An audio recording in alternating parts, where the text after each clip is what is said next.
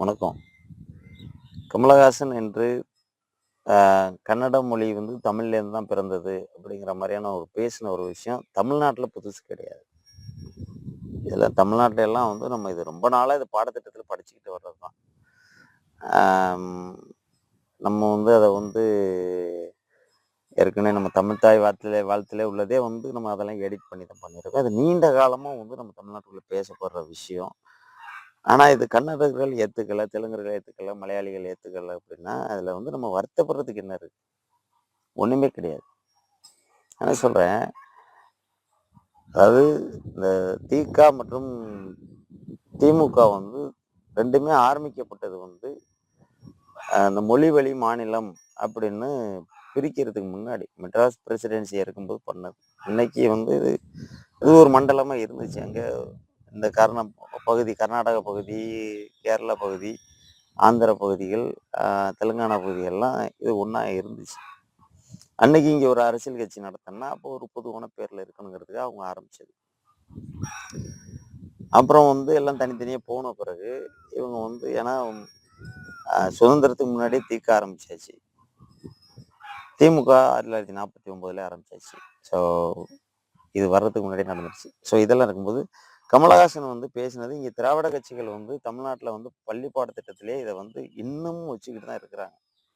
நீங்கள் கால்டுவெல்லு திராவிட மொழிகளின் ஒப்பிலக்கணம் இது அதோட ரேஷனல் நீங்கள் பார்த்து புரிஞ்சுக்கிட்டீங்கன்னா அதில் ஏதோ சப்ஸ்டன்ஸ் இருக்கிறது தெரியும். பட் அந்த மொழிக்காரங்க அதை ஏற்றுக்கலங்கும் போது பேசினது 10வதுக்கு வந்து இன்னைக்கு வந்து ஆட்சி மொழிகள், இந்தியாவோட ஆட்சி மொழிகளில் தமிழ் எப்படியோ அது மாதிரி தான் கன்னடம், தெலுங்கு, மலையாளம்லாம் இருக்குது. ஸோ அதுவும் ஆட்சி மொழிகளாக ஏற்றுக்கொள்ளப்பட்டிருக்கு. அது இல்லாமல் வந்து இந்த திமுக காங்கிரஸ் கூட்டணியில் தான் 2004 வந்து தமிழுக்கு வந்து செம்மொழி அந்தஸ்து கொடுத்தாங்க. 2005 சமஸ்கிருதத்துக்கு கொடுத்தாங்க. அதுக்கப்புறம் கொஞ்சம் சின்ன கேப்பு. அதுக்கப்புறம் 7, 8, 9 தெலுங்கு, கன்னடம், மலையாளம் இதுக்கெல்லாம் வந்து செம்மொழி அந்தஸ்து கொடுத்தாச்சு. அப்புறம் 11 என்னமோ ஒரிசாவுக்கும் கொடுத்தாச்சு.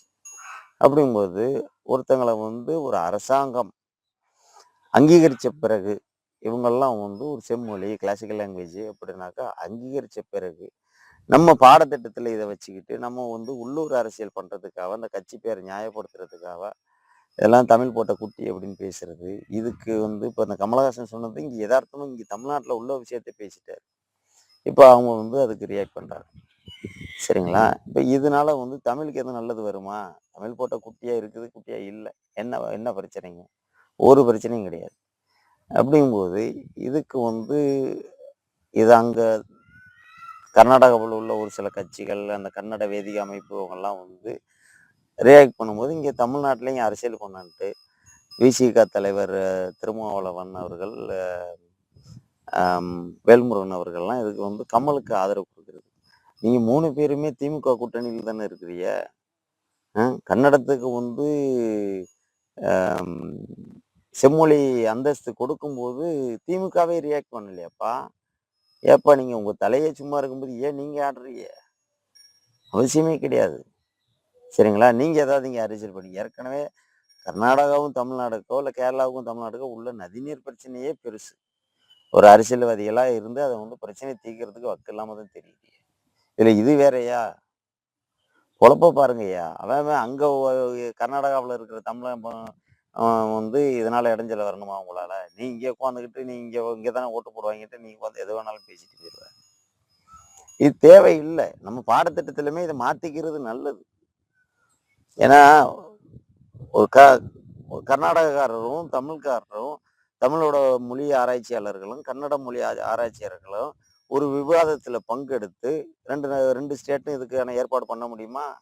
பண்ணி சரி இது என்ன ஏது ஒரு புது விளக்கத்தை கொண்டுகிட்டு வாங்க. நீங்கள் அரசியல் கட்சிக்காரங்க அதை விட்டு நீங்கள் இந்த மொழிக்கு எதிராக அரசியலை பண்ணிட்டு ஈஸியாக ஓட்டு வாங்கலாம். இது என்ன இதெல்லாம் வந்து ஓட்டு வாங்குறதுக்கான சிந்தனைக்கான இடமே கிடையாது. போய் பொழப்ப பாருங்கய்யா, வேற எதாவது பாருங்க. ஏன் புது பிரச்சனையை கிளப்புறீங்க?